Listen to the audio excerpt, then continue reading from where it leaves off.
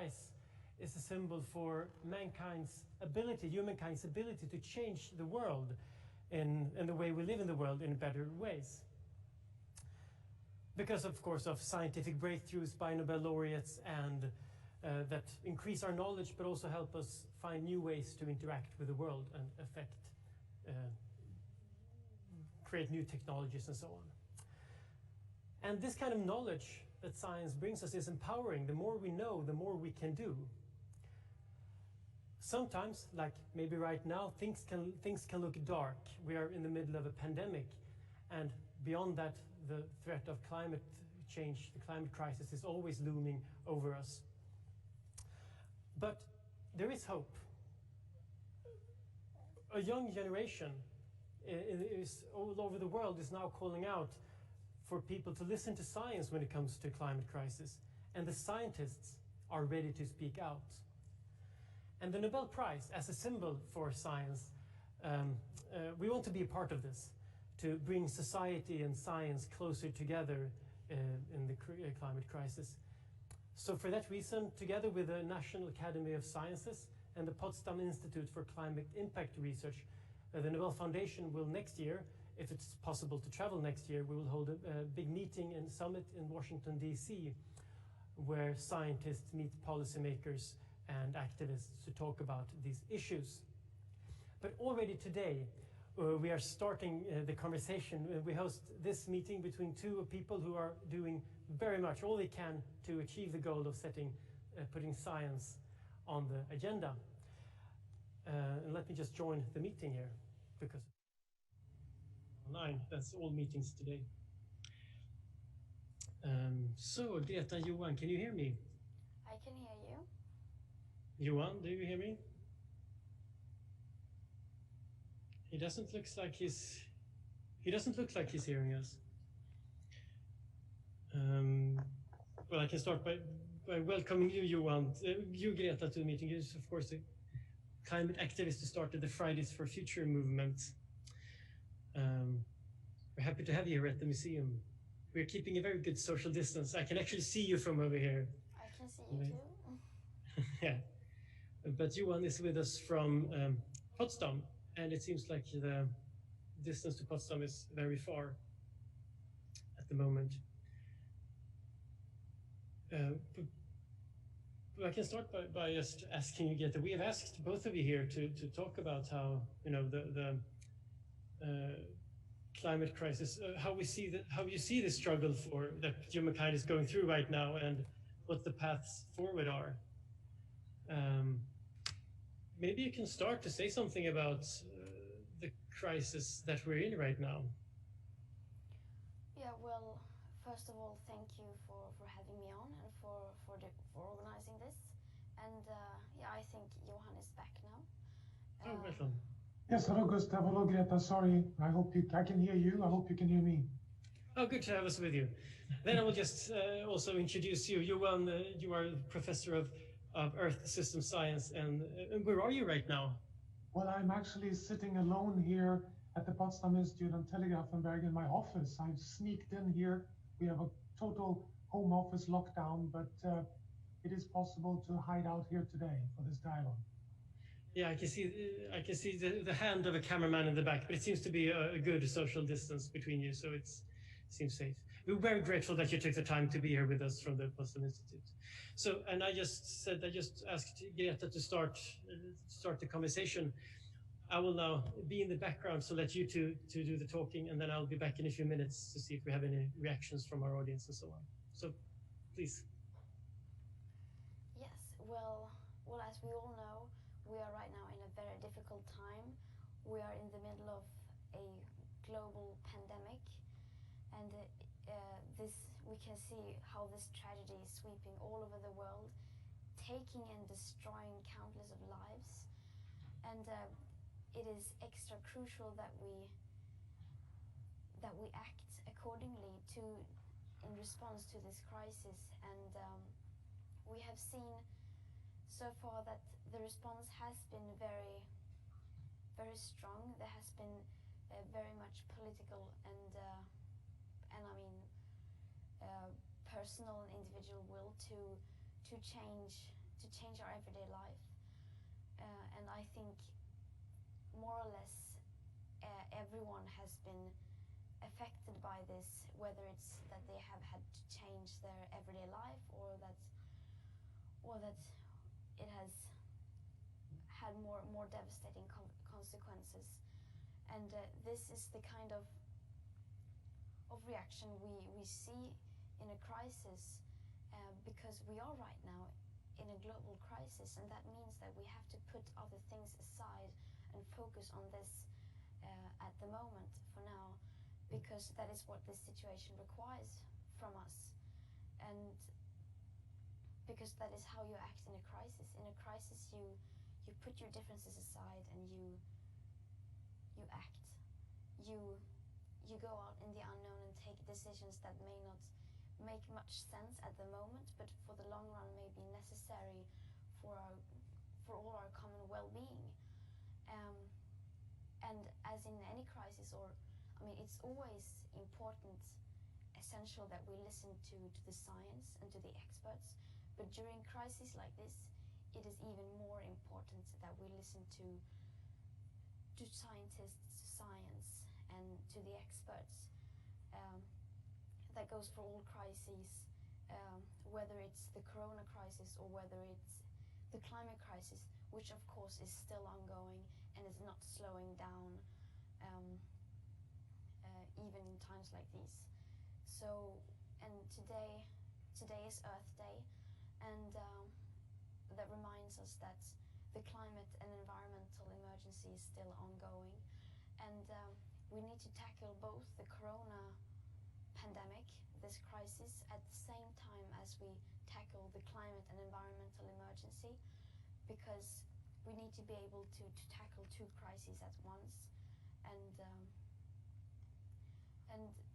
And yeah, we are right now in the year 2020, and 2020 we have known since 2017 that this is a crucial year, that at the latest 2020 the emission curve must have been bended steep downwards if we are to have a chance to stay below the 1.5 degrees of global average temperature rise. And so we are right now in this very crucial year, and the Corona pandemic has turned, I think I'm safe to say it has turned everything upside down. So the question is then, how do we act from this, and how do we move on? What are the possible ways forward? And Johan, could you tell a bit more about the scientific perspective of this, and how we can tackle this from a scientific perspective? Yeah, thanks, Greta. And let me just start by kind of scientifically providing the full confirmation of your statement that, we have a devastating pandemic crisis in the world. We're also having a climate crisis, and the scientific evidence shows that these are interconnected and part of the same global planetary crisis that we're facing.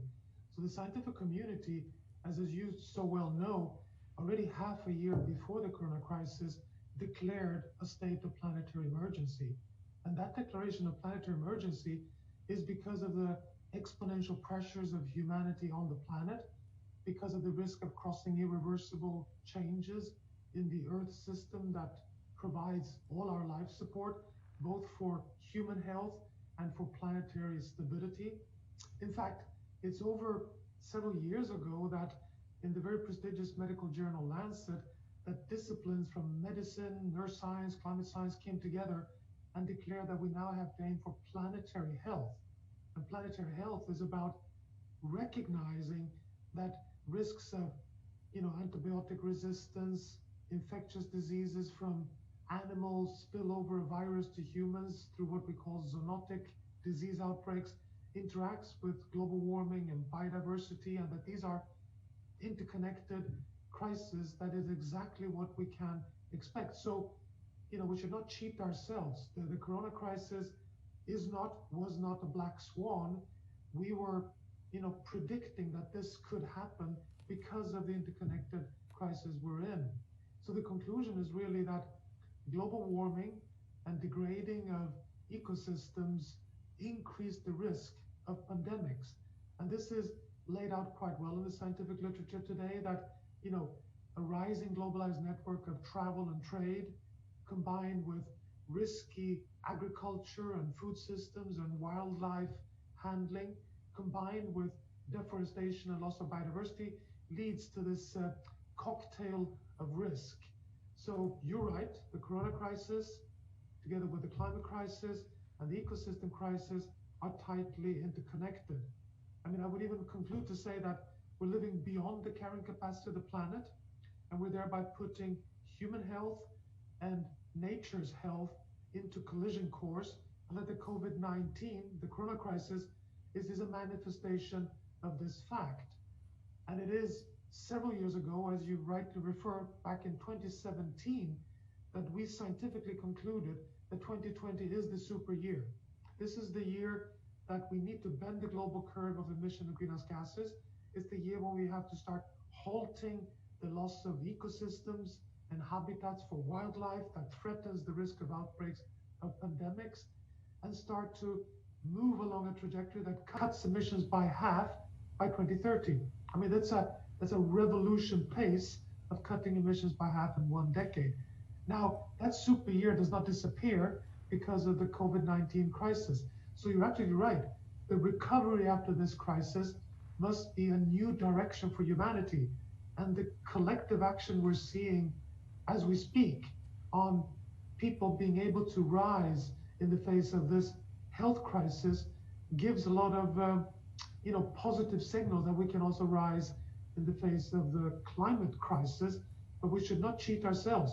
They're there and they interact, and we need to rise very rapidly to address them collectively. But from a Fridays for Future perspective, are you planning in the days ahead now to try and instill more energy in the movement, or what's the feeling in the movement today? Well, I think in the movement we started thinking about maybe we need to rethink this. I mean, I think it was throughout February, and it became more clear that it's very likely that this will come here, and we will most likely have to change our approach and our strategies. And then we quite early decided that we will cancel or postpone all big strikes and marches, because I mean we were in that kind of situation. It was the only right thing to do. During a crisis, you must put other things aside and do what is best for society in that moment and what is best for everyone. So that's what we did, and we have tried to find out new ways to still be activists and to still be pushing. So we have gone online, and we have tried to do lots of different local actions, like for instance, both climate related to spread awareness. Some local groups have been doing like smaller symbolic actions, but also local Fridays for Future groups have organized ways in which they can help their community to cope with this. For example, help people in risk groups.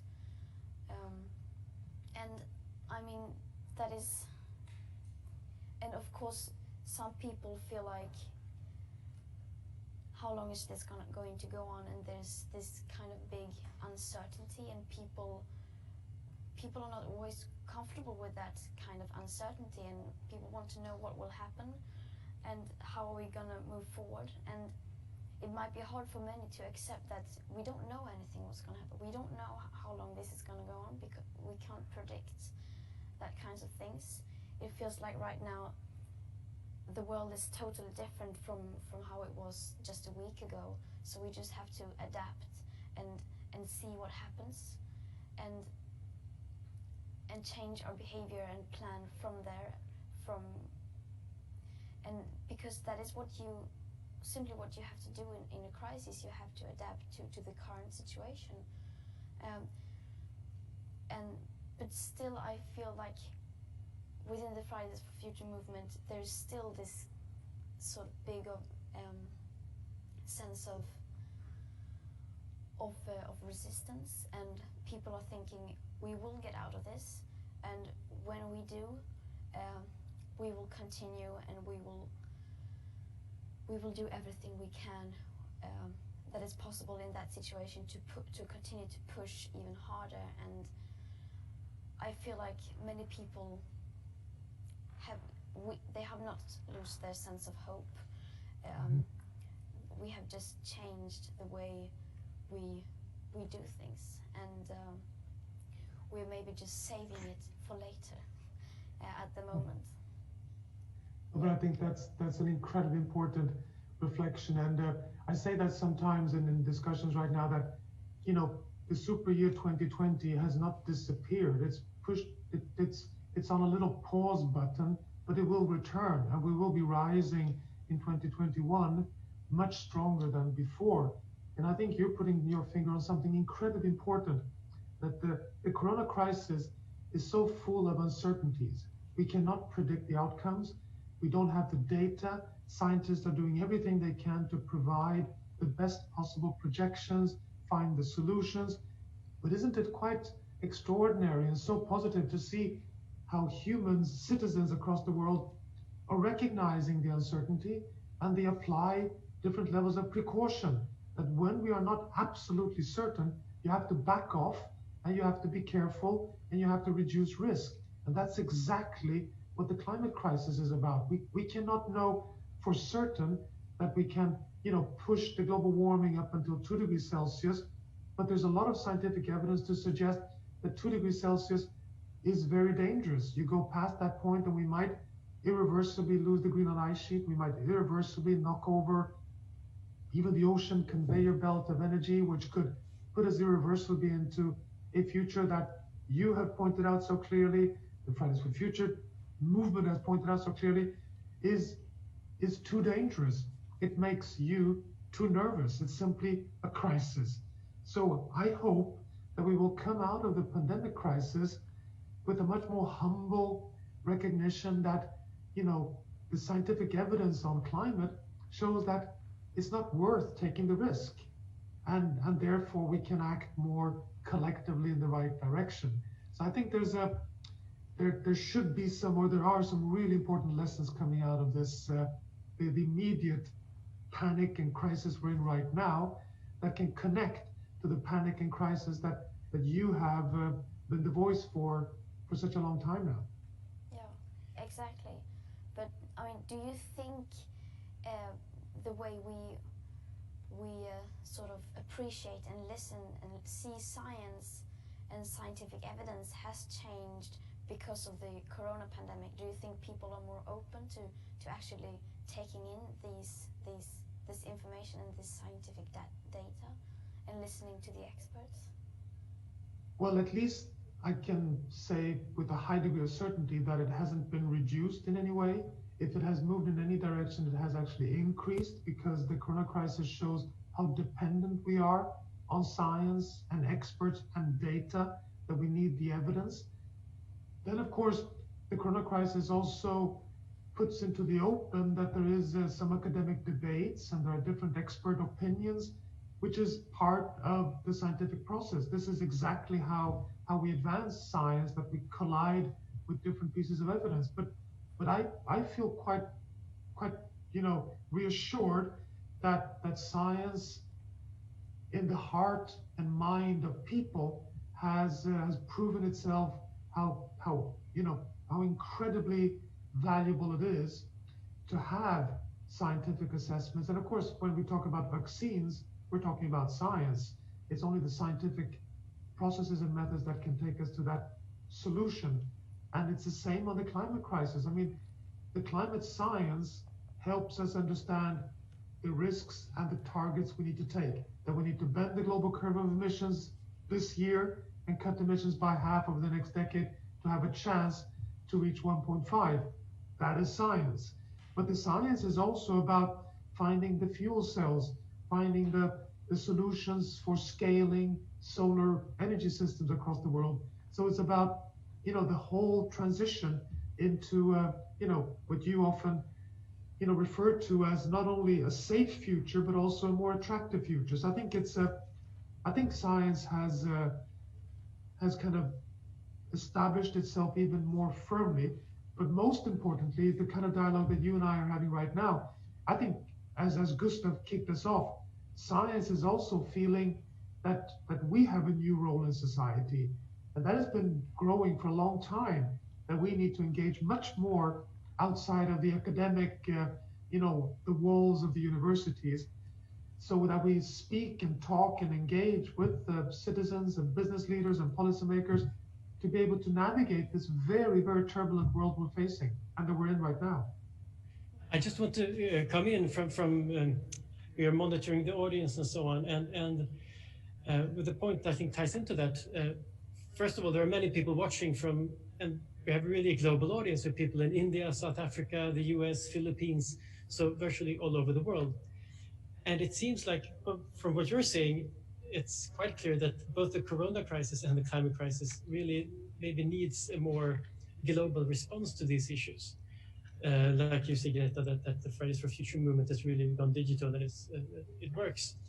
But also that the response to the pandemic has been very sort of maybe on a more national scale as well. Is there a tendency for people in a crisis, maybe political leaders not least, to maybe narrow their focus when they're afraid and not to think globally, and they think this is something that we need to change? Absolutely. During a crisis like this, there's of course a big risk that people try to use this emergency to push their own agenda, it could be, and to only focus on their own interests. And of course, we need to make sure that that doesn't happen. We need to, as citizens, global citizens, we need to demand that we need to take an international, we need to have a global response to this, which takes everyone into account. And unfortunately, we have been seeing these kinds of phenomena during the Corona crisis, that countries have taken measures that may not be good for most people, and that we have to call out. We need to make sure that this is not acceptable. I think what the Corona crisis shows clearly is that people are good. People are, during a crisis, we come together and we act collectively, and local communities have started to work together, and of course we can see that in many countries as well, but also that sometimes there is a lack of political leadership, and when that political leadership is absent, then we as citizens need to go in and take that responsibility and demand that our leaders actually take that responsibility. And we in at least my part of the world, we are very fortunate to be living in democracies, and I cannot stress enough how important it is that we are active democratic citizens, that we make sure that a crisis like this doesn't slide in the wrong direction, and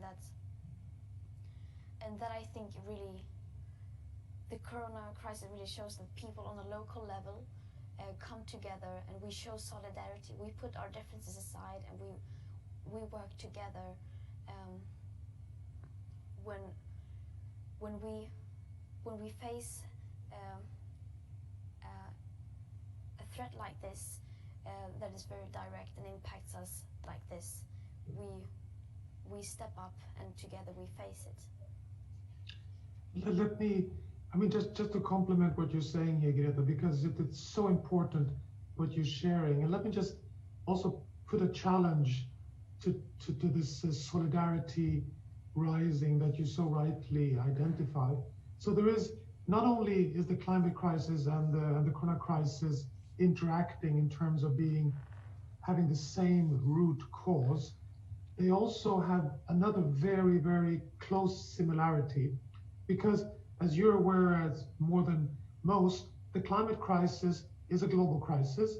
It is shared across the whole planet, and it's even so serious that your and my welfare, or if you live in Lagos or if you live in Beijing, we depend on the stability of the temperate forest, rainforests, functioning oceans, stable ice sheets, irrespective of where they are on the planet. We call these the global commons, the commons that we all depend on for a stable climate system. Now, when you think of the corona crisis, it's exactly the same way. Just like carbon dioxide is spread across the whole planet, irrespective of where you drive your car or where your coal-fired power plant is, the coronavirus spreads across the whole planet, irrespective of where the source is. So just like you and I, or any citizen, depends on a stable Amazon rainforest, you and I depend on not having wildlife trafficking, wet markets that increase the risks of viral spillover from bats and rats and different primates, which is exactly the source of the kind of zoonotic virus disease outbreaks that we see are increasing in the world today. So we have no choice but to collectively act more as planetary stewards as well. So we cannot hide in our national politics or in our community. We need to, basically expect our political leaders to also provide, governance at the planetary level. This is incredibly challenging, as you know, with we have the United Nations, but look at just the discussions around the World Health Organizations right now, which is the kind of bodies that we all depend on, because you can knock the climate system over by destroying functions on different corners of the planet, just as you can destroy the global economy and the health of people if you don't, become responsible managers of local systems for health. And that's a commons challenge that we face now in this globalized world we're in. I think that's why the youth movement is so important, because you are a global movement. You're connected with youth in different nations and different cultures and different geographies. And I think that is where we are today. We need to recognize that we live in this globalized world, and we need to act collectively locally, yes, of course, but also at the planetary scale.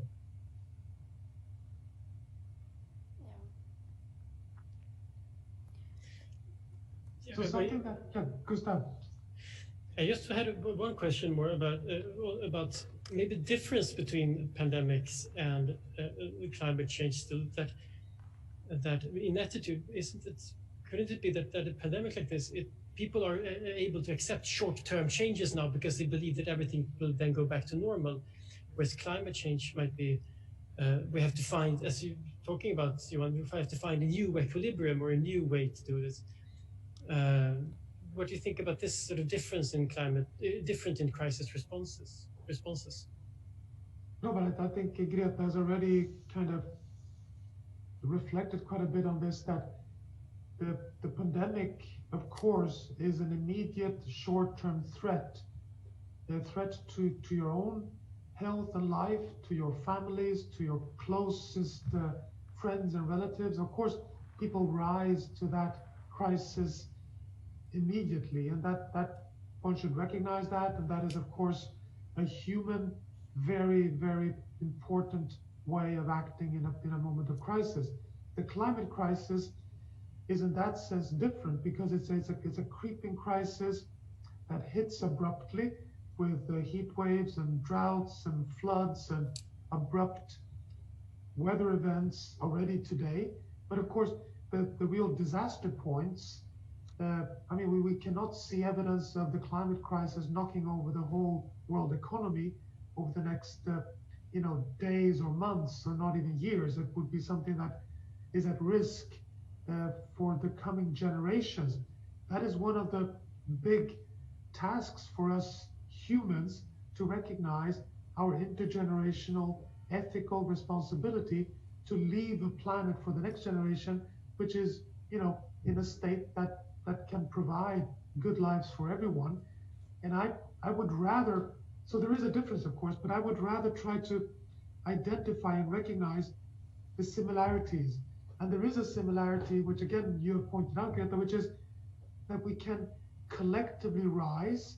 And not only are we collectively rising, it's not a week, it's like a marathon we're in right now. And I feel at least that there's more and more recognition that we will rise out of this, but we're not bouncing back to the old world. There is something new coming from the ashes of the corona crisis, because it is a long-term insight that is emerging, and that has a lot of similarities with the climate crisis. Because, just to close here, even though the impacts of the climate crisis may play out in decades, the action is immediate. When we talk about climate crisis, we say crisis because we need to bend the global curve of emissions now. We need to cut emissions by half now. Why? Because otherwise we'll press the on button of irreversible changes. So, we determine things, in fact, actually, even for climate, on the short term. It's just that the impacts play out on a longer term. Yeah, exactly. That is exactly how it is. And I mean, the climate crisis has never been treated as a crisis. It has not been communicated like a crisis, which is now. And why people are acting so much and changing their lives so much because of the corona is because this is an immediate threat, and that is how it has been communicated, and that is how it has been treated by media and world leaders, which is absolutely right. That is the way it has to be treated. But we also need to show that, as you said, that the climate crisis also impacts us.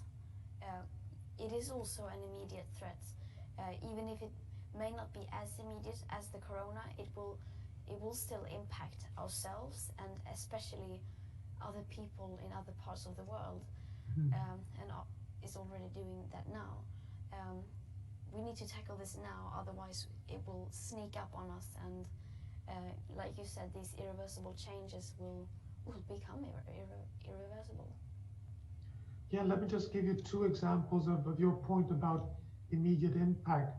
So you may have, we follow with some deep concern the food crisis in Southern Africa right now. And that is because of many years of drought. Science shows that is drought amplified by the global warming that we're causing from fossil fuel burning.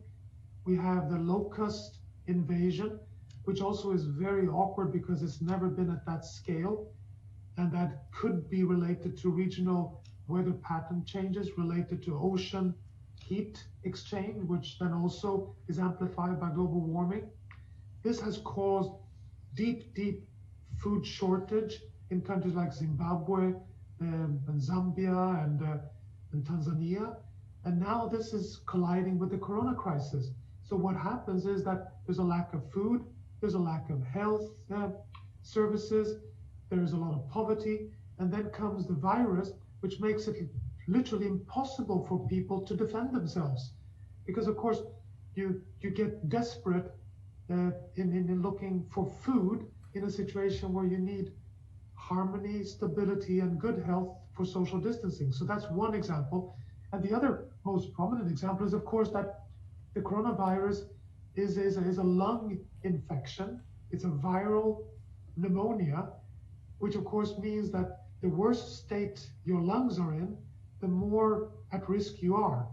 Now, if we go to the big mega cities in many developing countries, like in New Delhi, or you go to Mumbai, or you go to Lagos, we know that air pollution caused by fossil fuel burning is not only prematurely killing people in thousands every year, even without the corona crisis, we cannot exclude that this will interact now with a higher risk and frequency of deaths due to the corona crisis because people have, on average, a worse lung status because of the air pollution caused by our fossil fuel burning.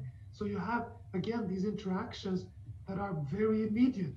The climate crisis may be long-term, but the impacts are immediate. But if we think about this climate crisis and the actions we take now is, of course, to stop the crisis and to stop the most immediate problems or the worst problems. But I guess it's also about building a new, as I find, new equilibrium, finding a new, more sustainable society. What are your thoughts on that, Greta? Yes, I mean, we will have to start up the society again, our societies again, sometime very soon, and that is already being done in many parts of the world.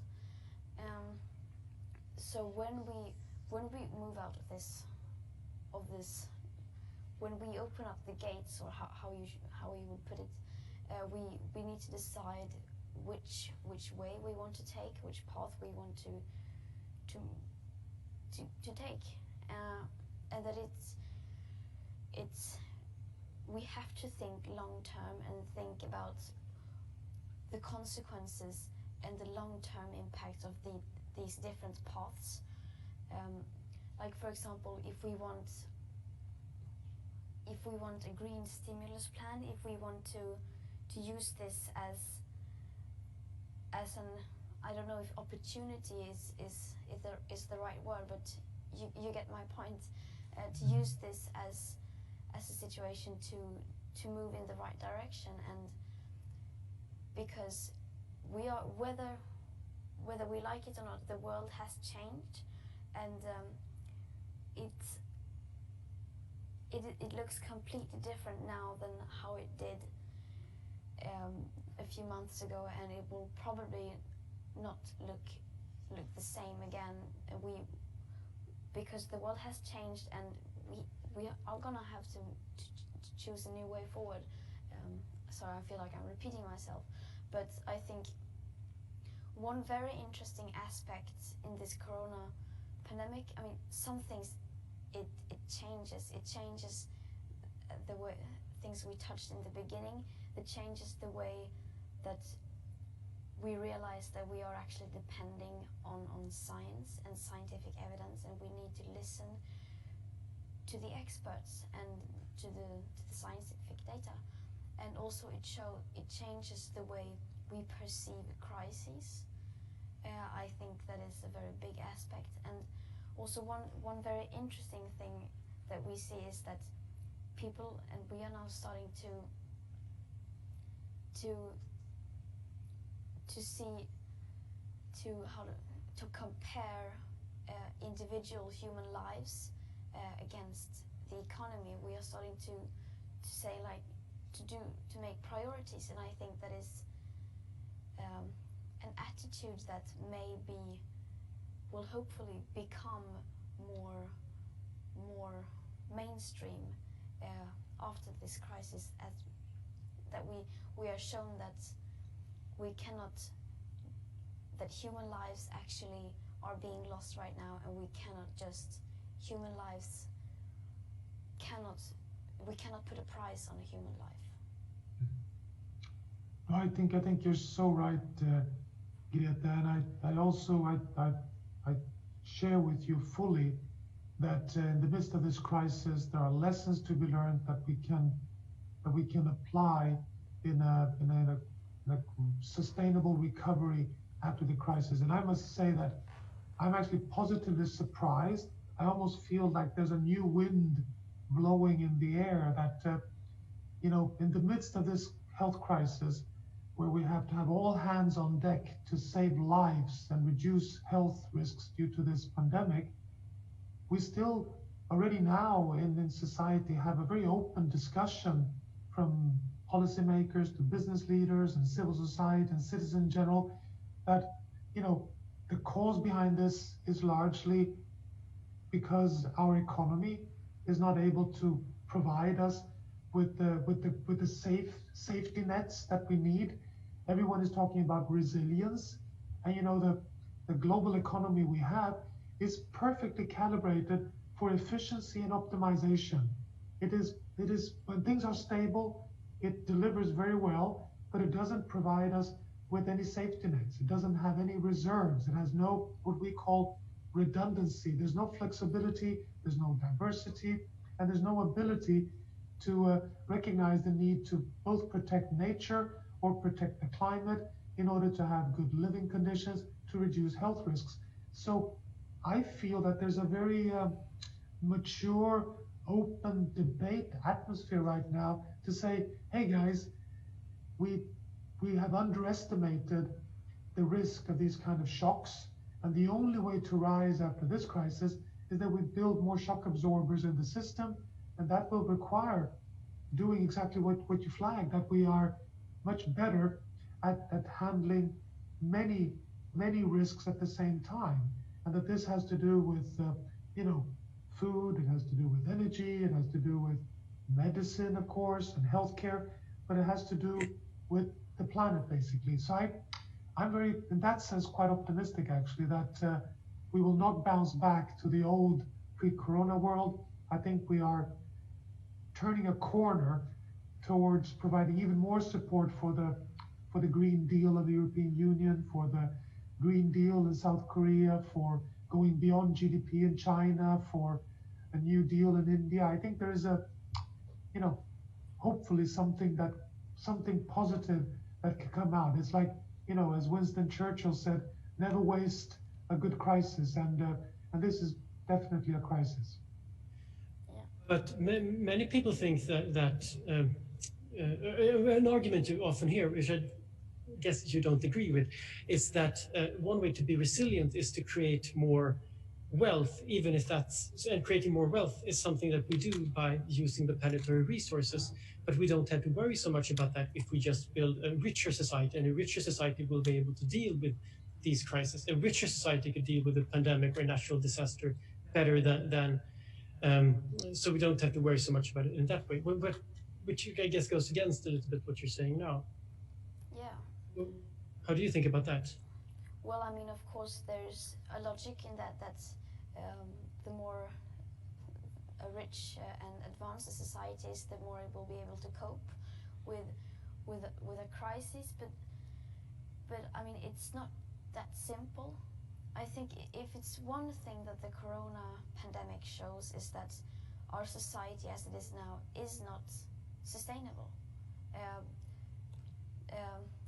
In any way, I mean, no matter how you want to define the word sustainable, if one single virus can destroy economies in a matter of weeks, then that shows that we are not thinking long term, and we are not taking these risks into account, and that we are not resilient, that we are not sustainable. And I think that's not an opinion to have. That's just we can see that this is what it shows. No, and there's quite a lot of empirical scientific evidence to support your statement there, Greta, that this old Kuznets, as it's called, the Kuznets assumption that the wealthier you are, the better placed you are to deal with environmental problems is not correct, because we show very clearly that the wealthier you are, the more negative impacts you have on the planet, be it climate change or biodiversity loss. And because we're not building resilience, it means that our wealthy economy as we have built it is not fit for purpose, is not well designed to deal with when things go shaky. It's well designed when things are stable. And that is the problem, that our economy has been based on the assumption that we can exploit the planet for free, because the assumption is that the planet is infinite, that there's an infinite climate out there, infinite ocean, infinite soils and forests and natural resources. But now we're hitting the ceiling, and we realize, oh my God, we filled up the whole system, and it's starting to hit back. It's starting to send invoices back to the economy. That's why our old economic paradigm no longer works. I'm not against economic development, not even economic growth, but it has to now become zero carbon and circular within a safe operating space on Earth. So that's one point on this. But Gustav, you should be aware, which is, I find it quite extraordinary. So politically, for example, right as we speak, there are political leaders that say, look here, we cannot risk even further damage to the economy by keeping up climate action, for example, and costly policies for climate action. We better put a pause button on this and just return to the economy as quick as possible. What happens? Well, out steps the business leaders. Out steps the CEO of the world's largest truck companies in the world, like Daimler and Volvo, and says, hey, oh no, we are staying on track. We see the competitive advantage of moving towards zero carbon transport system. We have already turned a corner, and we see jobs and economy and technology going hand in hand for a better economy in the future. So today, there's no contradiction between sustainability and the economy.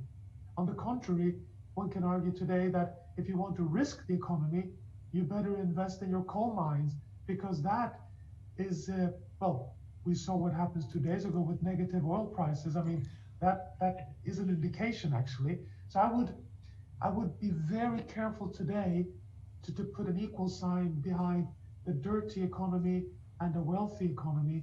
It's actually increasingly shown that it's the other way around. That's a hopeful answer. We talked early on about the importance of 2020 as a super year. And we have a question here from our YouTube channel from Melissa Velaverde. She asks that do you think that the goals that's set for 2030 can be reached? Is there still a turning point where there isn't a lost cause for future generations? And I guess that ties into sort of a question of, are we now, so we are at a sort of possible tipping point for things getting worse, but are we also at sort of a social tipping point where people are, where there's a real window of opportunity for us to make things better? Can I just first say that these cut emissions in half by 2030, that sort of target being set up, it's being communicated very mainstream. It's based on an IPCC carbon budget, which gives us an approximate 50% chance of limiting the global average temperature rise to below 1.5 degrees Celsius. And that, of course, at least I think that is not enough, since these budgets don't include essential aspects like many feedback loops and nonlinear tipping points, and also these figures are global and doesn't include the aspect of equity,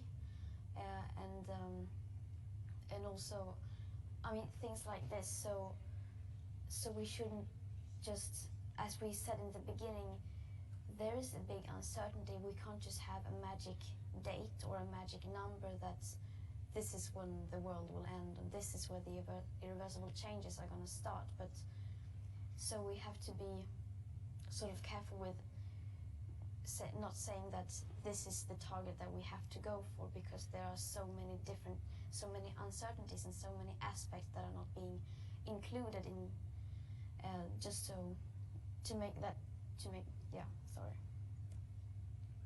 No, as always, Greta, every time I have the privilege to interact with you, I get so impressed by your ability to act not only as the activist you are, but also as a very well-read scholar, knowing your numbers so well. And you're absolutely right.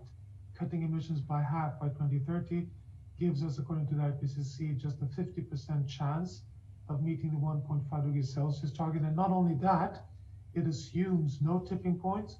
And not only that, it assumes that we're able to avoid increases in all the other gases, in nitrous oxide, in methane, aerosols, and it even assumes that we will be able to keep, roughly as today, the carbon sinks in soils and forests. So it is quite a package of optimism, even in cutting emissions by half in 10 years, which is reducing emissions by 6-7% per year. Now, we don't know yet, but the estimates so far is that the corona crisis will, of course, lead to an unexpected reduction in emissions this year because all the travel and a lot of industry has been temporarily shut down. And the estimates there are that we could potentially reduce emissions by 4% this year. Now, is that good or bad? My view on that is that it's neither good or bad, because it's of course not the solution. The solution for us to save a stable climate on the planet is of course not to shut down the whole world. On the contrary, we want to have a thriving, positive and equitable future, which is also climate proof. But it tells us something about the magnitude of the challenge, because to cut emissions by half over the next 10 years is cutting every year even more than the reductions of greenhouse gas emissions that we're likely to see from the 2020 corona crisis. So just to show the magnitude of the challenge. But to your question here, Gustav, I do not think we'll be losing anything in terms of climate action from the corona crisis. I mean, there's a pause now in terms of all the engagements and all the policy meetings and all the Fridays for Future demonstrations and science meetings. We were supposed to have the first ever Nobel Prize Summit next week in Washington, hosted by the National Academy of Sciences. Our planet, our future, the first ever gathering of science and experts and civil society and business leaders on a manifestation for the turnaround. This will be now postponed until next year. But all that said, I don't see that we will be losing momentum. I think on the contrary, I think we'll be rising out of the corona crisis ready for even to take on the next crisis, so to say. And I don't think one should be too nervous about, let's say, losing some of everything that we had geared up for this year. Yeah, exactly as you say. I mean, it's not, we cannot see that emissions are reducing during the corona pandemic is not a good thing. It's not, exactly. You cannot say this is optimistic or a good thing that comes out of this pandemic, because it's a pandemic, it's a tragedy. You cannot see it like that. It is a crisis, and as you say, I don't think either we will lose time. As you say, I think we will come back out of this crisis even stronger, even more motivated. Yeah, I think that's we're getting closer to the end of our live conversation here. I just want to ask some of your final thoughts. By the way, I also want to show that this live broadcast clearly shows that it's possible to meet or to hear things globally. We have listeners or viewers from everywhere, from some in Sweden, some in Paraguay, Australia, United Kingdom, Sri Lanka, Hungary, or Ukraine, Norway. So people are really everywhere watching this. But as a final thought, final question from Victoria Arnold Webb, who lives in Dubai. She asks, I guess that's a very good final question. What's the best thing you would like to see individuals do for Earth and climate change? What do you think that individuals can do? Greta, what do you think? Should I start? Yeah, sure. I think the number one thing, I mean, there are so many things that you can do, and as you have said earlier, that you should not underestimate the power of one individual, and it's hard to choose, like, because there are so infinite things that we can do as individuals. But if I were to just choose a few, then I would first say to inform yourself. Try to understand the crisis, because the more you understand, the more educated you are about the subject, the more, I mean, the more you will be able to take action in the right way. So that is a very important thing, and also to talk to others about it, to share the information, to spread the word, and create public opinion, use your platforms or talk to your friends or whoever it might be. And then also third, maybe most important, use your voice and become an activist. Go out on the streets, not now, but when the lockdown is over, we can still be activists online. We can still push governments and people in power, business people,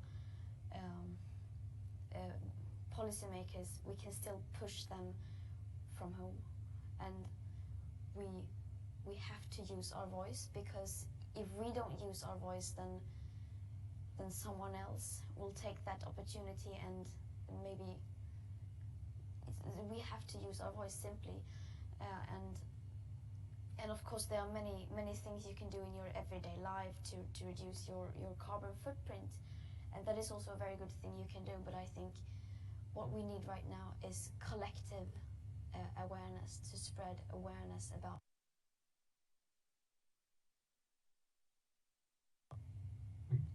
And you yourself are, of course, an example of individuals can make a difference as activists. You want what you're saying? I so much agree with you here, Greta, and every time I get this question, I also emphasize, keep your ear on the ground, try to follow the science, talk about this with your friend. That's the most important thing to do, to now be part of a knowledge movement in the world. And I think that message is more important than ever, because I would wish two things. I mean, one is that we never more talk about the climate crisis as an environmental crisis. It's not about the environment. It's about our lives. It's about good lives. It's about modernity. It's about the future societies we want. And secondly, to be courageous now and say, yes, the scientific evidence is clear. Health and sustainability are integrated and one part of the same story. This pandemic is not an isolated thing. It has to do with wildlife and ecosystems and forests and temperatures and water and climate. It's all interconnected. Please try and be a voice for that understanding that people and planet are not just two buzzwords. We're one integrated system, and that is the path to the future. And if we can together rise out of this corona crisis to say there's something better out there, and it's not one siloed agenda competing with another one. Oh no, it is a health, climate, biodiversity, economy, equity, future for humanity. I mean, it's science has shown time and time again that it's impossible to have good lives for 10 billion people unless we reconnect with the planet. Well, let's do it. I think those are very inspiring words to end on, but I will just give our viewers one more thing that they can do. 1 second. Because many people might not be aware that Johan here has written a cookbook. So especially now that you're at home, you can, you need to stay at home, you need to cook from home. So please use Johan's cookbook. You can have recipes that are environmentally friendly. And if you're at home reading, you can of course also read Greta's book that's called No One Is Too Small to Make a Difference. You can get some hints for being an activist yourself. Sorry, you didn't know that I was going to bring up your books, but I really like the cookbook, so I wanted to give that to you. Thank you so much for joining us. It's been a real honor and a privilege to have you here with us. And thank you so much for everyone who's been watching this from all over the world. And I hope you keep this conversation going on the Nobel Prize social platforms. And of course, you can reach out to both Greta and Johan on Twitter or other social media as well. So thank you and have a good Earth Day and stay healthy. Bye. Bye everyone. Bye there.